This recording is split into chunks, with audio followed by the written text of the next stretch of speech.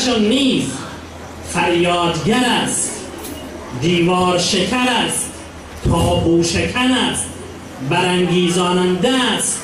سوری است که به دم میزند و همه انسانها را در یک مسیر هدایت میکند. دروغ نیست، این جمع از برکت این خون است. پس ما فریاد میزنیم صدق الله العلی العظیم و صدق رسوله النبی الکریم. خدایا ما شاهدیم هرچه تو گفتی راست گفت، هرچه پیغمبر گفت راست گفت. این نمونه است. کار سخنران آخر بسیار دشوار است، برای اینکه او باید جمع بکند مطالب را. سخنوران خوبه که قبل از من مجلس را اداره کردن، مباحث زیبایی را مطرح کردن. از خانم طاهر، جناب محترم آقای رحیمی و آقای میجر نادر، جناب آقای دلجو، جناب آقای علیزاده و تک تک دوستانی که نقش اجرا کردن، مطالب را گفتم که فکر میکنم کافی بود و من سعی میکنم مطلب را جمع بکنم بدون اینکه برگردم به اون چیزی که خودم آماده کرده بودم برای این مطلب. در سالهای گذشته این نقش بزرگ را استاد شفق اداره میکرد، مینشست در آخر کار خوب جمع میکرد. هنری که او دارد من ندارم، اما سعی میکنم یادش را و جایش را در اینجا خالی کنیم و سعی میکنم محفل را پایان ببرم با این نکته که مزاری یک رهبر بود. در صحنه سیاسی افغانستان درست در همان زمانی که آقای مزاری قافله بر دوش مردم ما شد، در همون زمان پهلوانان زیادی به میدان آمده بودند و هر یک سلامی دادند که من بهترینم. یکی بر کرسی فتوا نشسته بود، یکی پشت به سابقه سیاستش داده بود، یکی پشت به تجربه تجارتش داده بود و یکی هم نیز پشت به قوم و تبار و ایلش داده بود و مزاری نیز یکی از آنها بود.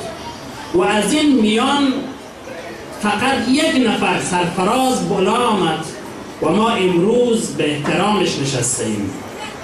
برای اینکه بدانیم اصولا چرا مزاری اینچنین در میان مردم ما جا پیدا کرد. مزاری از آسمان نیامد، مزاری معجزه نکرد، مزاری کاری دیگری نکرد که دیگران نمیتوانست بکند، اما مزاری یک هنر داشت که اون هنر را دیگران نداشت و هنوز ندارد و اون این بود که مزاری با یک نوع احساسی خدمت، احساس مسئولیت، با یک کوله‌باری از درد، با یک کوله‌باری از گذشته انسانی و تاریخی مردمش در میان مردمش آمد و تلاش کرد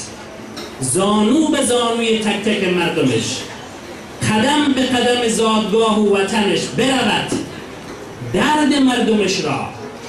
حرف مردمش را، سخن مردمش را پیدا کند و وقتی او را پیدا کرد با امانت، با شجاعت و با آگاهی و خرد به گوش زمانش برساند. این هنر مزاری. مزاری یک روشن فکری بود که نه از مغاره، نه از کرسی درس و دانشگاه و نه از زوایای برج عاج روشن فکری به مردمش نگاه میکرد و شعر میسرود و حرف میزد، بلکه مزاری یک آدمی بود برخاسته از میان همین مردم و بعد در میان مردمش آمد، در جای جای جامعهش رفت، آفت را پیدا کرد، مشکل را پیدا کرد، ناملایمات را پیدا کرد و درد را پیدا کرد و بعد انگشتش را گذاشت روی همون درد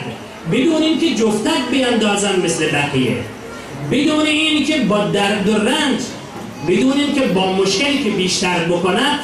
روی درد انگشت گذاشت و بعد با یک تعهد انسانی به پای این دریافتش ایستاد و تا پای جان هم ایستاد. این هنر یک رهبره. کاری که گاندی می کند همین است، کاری که ماندلا می کند همین است. هر رهبر اجتماعی باید در میان مردمش بیاید، درد را منطقه‌ای، واقعی و بر اساس واقعیت‌های مردمش پیدا بکند و بعد با تکیه بر استعداد، بر توانایی، بر امکانات مردم برایش نسخه بپیچد، بدون اینکه پشت به شرق بکند یا پشت به غرب بکند یا پشت به کجا بکند، بدون اینی که بگوید من آنم که رستم بود پهلوان، پشت به مردمش کند. این هنر یک رهبره. کاری که مزاری کرد آمد از لابلای تاریخ خونبار مردمش، از لابلای صحنه‌های جنگ احزاب، از لابلای رقابت‌های حقیر رهبران سیاسی، از لابلای جناح‌بندی‌های حقیر منطقه‌ای و قومی و لسانی و سلیقه‌ای درد را پیدا کرد و بعد با تکیه بر همون درد در میان جامعه آمد و وقت در میان جامعه آمد بدون اینی که گذشت کند، بدون اینی که مصالحه کند، با قاطعیت ایستاد و صادقانه با مردمش ماند. این هنر مزاری بود و لذاست وقتی می آید در لحظه به لحظه، قدم به قدم با مردمش می آید، مردمش را با تاریخش آشنا می کند. هر سخنرانی بابه پر است از درد حرمان مردم ما، پر است از ناله های خونالود مردم ما، پر است از داستانهای رنجزا و رنجافزای مردم ما، همونهایی را که عبدالخالق تا فریاد کرد بر روی برچه رفت، همونی که گوسوار تا صدا در داد در زندان شد و یا در دام یک مصالحه گرفتار شد، همونی که بلخی را در زولانه میراند، همونی که مبلغ را گم کرد و نابود کرد، همون که شاه را و همون که تک تک قهرمانان مردم ما را. اما مزاری بی این که بترسد، بی این که دریغ کند، بی دریغ در میان مردم ما آمد، درد تاریخی ما را، رنج تاریخی ما را، مشکل تاریخی ما را عریان و لخت و بی پرده فریاد کرد و آمد تا رویاهایی را، تا دامهایی را، تا دامهای سالوسی و ریامانندی را که به دور مردم ما تنیده شده بود اینها را هم بزداید. شما میبینید یک از انتقاداتی که به مزاری بود، همیشه میگفتن آقای مزاری سیاستمدار نیست. چرا؟ برای اینکه آقای مزاری هر درد رو به مردمش میگه، منافق را رسوا میکنه، خائن را پرده دری میکنه، خنث افگن را رسوا میکنه، وسوسه‌گر را، خنث افگن را در میان مردم بیرحمانه بر او میتازه. من میگویم این خصیصه یک رهبر ساده، چیزی را در لفافه پنهان نمیکنه، هر دردی که هست با مردمش میگویه و هر مشکلی هست، هر تهدیدی که هست با مردمش میگه.